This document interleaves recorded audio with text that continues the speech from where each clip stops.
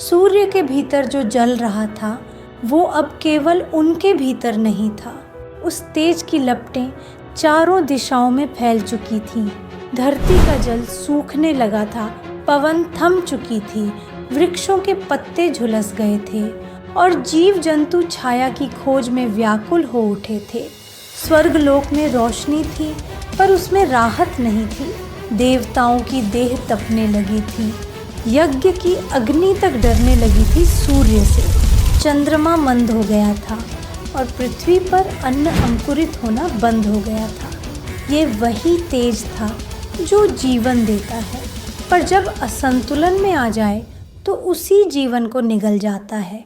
सृष्टि की नाड़ी रुकने लगी थी और तब देवसभा एकत्रित हुई। यदि सूर्य का यह रूप यूं ही बना रहा तो संपूर्ण सृष्टि जल जाएगी।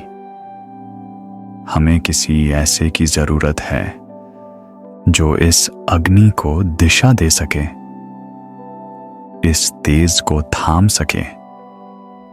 केवल एक ही कर सकता है, विश्वकर्मा। पर वह केवल एक देव शिल्पकार नहीं थे, वे थे संध्या के पिता।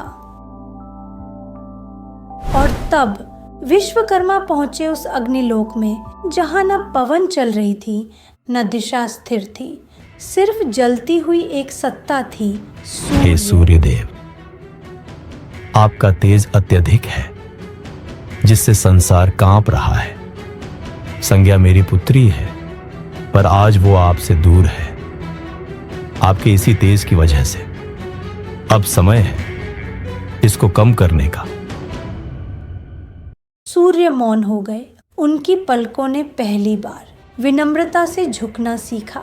धीरे धीरे सूर्य के भीतर वह असंतुलित तेज एक एक करके बाहर निकल रहा था, जैसे कोई तप्त ज्वाला जो विनाश नहीं अब सृजन का आकार लेने जा रही हो। विश्वकर्मा ने उस तेज को काटा, गढ़ा और रची गई दिव्यता की अद्भुत कलाकृतियाँ। भगवान विष्णु के लिए सुदर्शन चक्र, महादेव के लिए त्रिशूल, देवराज इंद्र के लिए वज्र और स्वयं सूर्यदेव के लिए सप्त अश्वों से जुड़ा दिव्य रथ। ये केवल शस्त्र नहीं थे, ये उस तेज के तप से जन्मी चेतना थी जो अब जीवन को दिशा देने वाली थी। अब सूर्य सिर्फ प्रकाश का स्रोत नहीं रहे बल्कि जीवन का आधार बन चुके थे।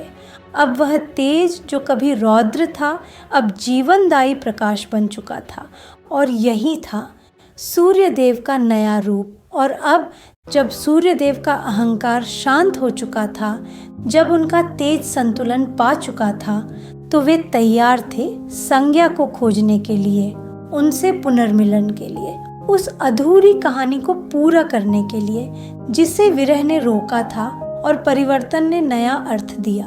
अगर आपको ये कहानी पसंद आई हो तो वीडियो को लाइक करें, इसे अपने मित्रों और परिवार के साथ जरूर शेयर करें और हमारे चैनल को सब्सक्राइब करना न भूलें। ये कहानियाँ केवल मनोरंजन नहीं है, ये है भारत का वास्तविक गौरवशाली और आध्यात्मिक इतिहास जो हमारी संस्कृति की आत्मा में रचा बसा है। इन्हें अपने बच्चों को भी जरूर दिखाएं ताकि वे जान सकें कि भारत केवल राजाओं और युद्धों का देश नहीं बल्कि ध्यान, त्याग, करुणा और रूपांतरण की धरती है।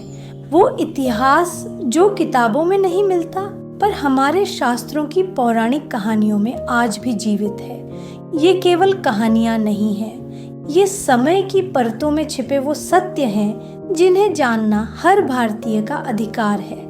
अगली कड़ी में जानेंगे क्या सूर्यदेव संज्ञा को खोज पाएंगे और क्या वो पुनः एक हो सकेंगे। जुड़े रहिए सूर्यदेव की कथा के साथ।